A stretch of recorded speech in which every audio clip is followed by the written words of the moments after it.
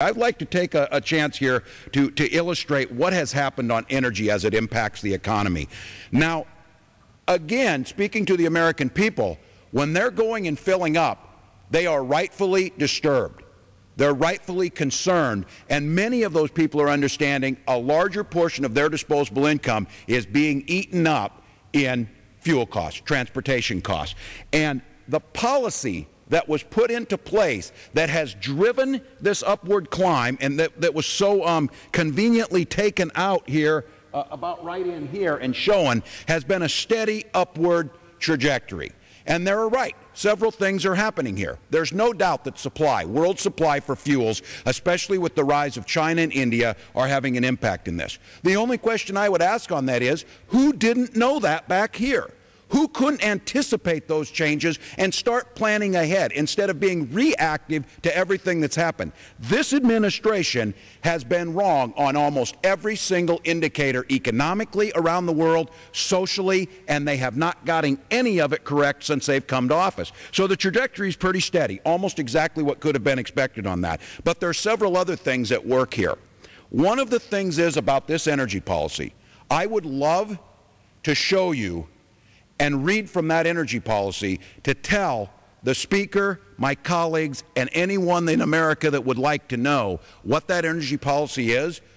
But the problem is the White House claimed executive privilege.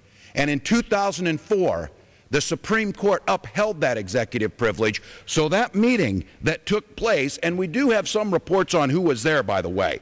One of the first visitors on February 14th of 2001, just 2 weeks after the inauguration and the President took office, was James Rouse, the Vice President of ExxonMobil. He was also the major donor to all of the festivities that happened here with the inauguration of President Bush. A week later was a longtime friend of President Bush and supporter, Kenneth Lay, then, of course, head of Enron. They had two meetings. By March 5th, the country's biggest utilities, Duke Energy and Constellation Energy, were in the White House.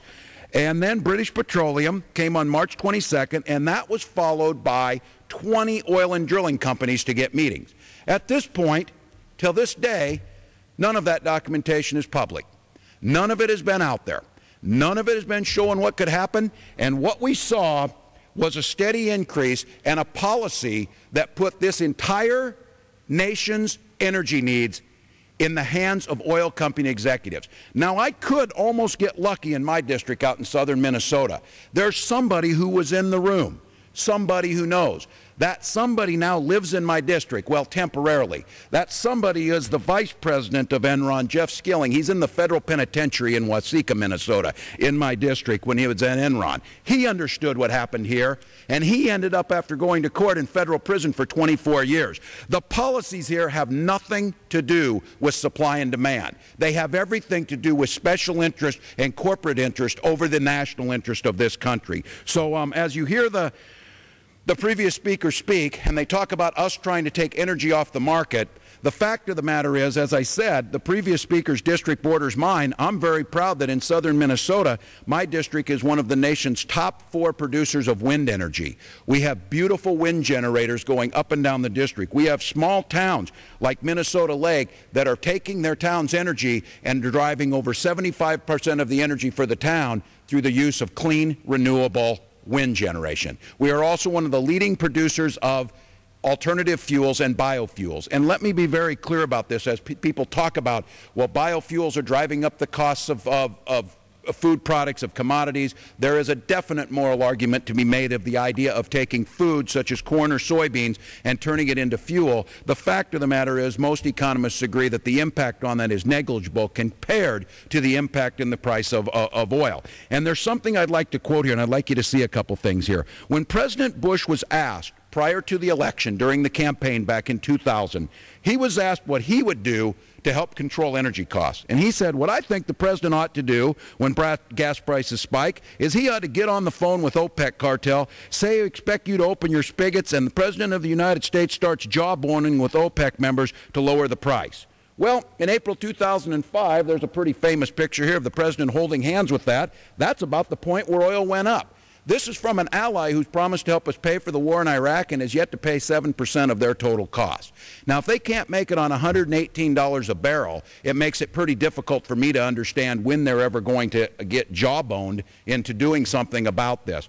The next thing that I think is a bit of a fallacy here, and this whole free market thing and this supply and demand as if it's going to come down and drop upon us and be in perfect order, is why in the world did my colleagues on the other side of the aisle continue to vote for $18.6 billion in subsidies to the oil companies? At $40 billion in profits for one oil company alone last year, over $100 billion in profit for the three major oil companies, they haven't got it figured out how to run their business to make a profit without the subsidies. And what's at stake here is, this isn't about class warfare. This isn't about, as the previous speaker from Michigan talked about, not being a friend of the oil companies or being their enemies. The fact of the matter is they have an unfair advantage on an unlevel playing field. If my wind generation and my cellulosic ethanol producers could get the same amount of subsidies driven back into research and development that we're putting into oil and natural gas exploration, I guarantee you we would compete on that. I guarantee you we would have renewable energy sources that would take several things away. One is the dependence on foreign oil. That driver or that magnet of conflict around the world would be taken out of the equation. We would also start to create rural jobs and rural green-collar jobs that would respur the economy. This president and this energy policy that's created these prices that's been on a steady upward climb also took an economy that went from a manufacturing base and a base of middle-class workers who could figure out, and this is all they're asking for, they go to work, they work hard at their job, they make the right decisions, they work 40 hours a week, maybe a little overtime. Here's what they're asking for. All they want in return is the ability to have a home, the ability to have transportation to get to and from their job and maybe partake in their recreational activities. They would like to have health care for themselves and their children that's affordable and they can go when it's needed. And they would like to get to the point where perhaps they could save enough money to send their children to college to ensure their future. The American people aren't demanding a lot. They're not asking for a lot.